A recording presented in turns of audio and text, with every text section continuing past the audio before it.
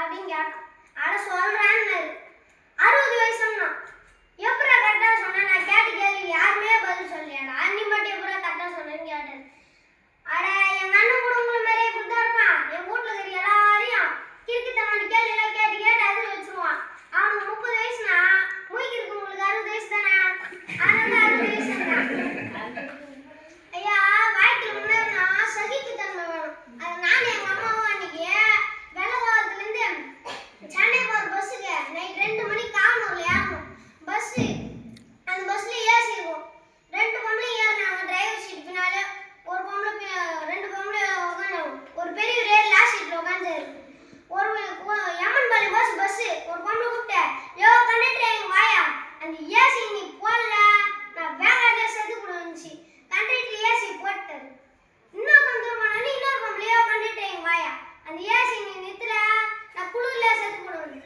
இவங்க 2 பேரும் மாத்தி மாத்தி சண்டை போட்டுக்கிறதுல டிரைவர் பஸ் நிறுத்தாரு. பெரிய ரேஞ்சு, யோ டிரைவர் ஏன் பஸ் நிறுத்தினா?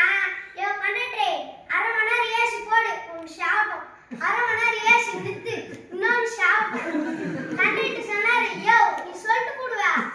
அவங்க 2 பேர் வீட்டுக்காரர் வந்து யார் யா பதில் சொல்லுவான்னு கேட்டாரு. யோ நீ கவலையே படாதியா, அவங்க 2 பேர் வீட்டுக்காரர் நான் தான்யா.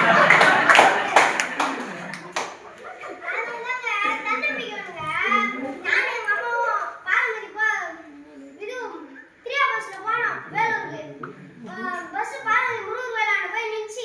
பெரியவரே டிரைவர் சீட்டுக்கு பின்னால உட்கார்ந்தாரு. பஸ் பாலதி மலை மேல போயிட்டே இருக்குது. அப்ப அந்த பெரியவர் புலம்புறாரு, புள்ள சரியில்லை, பொண்டாட்டி சரியில்லை, ஊர் சரியில்லை, இந்த நாடே கெட்டு போச்சு அப்படின்னு புலம்புறாரு. அது கேட்ட அந்த பஸ் டிரைவர், யோ ஏன் புலம்புற, எல்லாத்தையும் நம்பிக்கை வையா சரியாயிடுன்னு, நான் எதை வச்சா நம்புறது அப்படின்னு அந்த பெரியவர் கேட்டாரு. டிரைவர் சொன்னாரு, ஏயா எனக்கு தான் 2 கண்ணு தெரியாது, நான் இந்த பஸ் மேல நம்பிக்கை அவள் தானே பெரியவர் ஆஃப் ஆயிட்டாரு.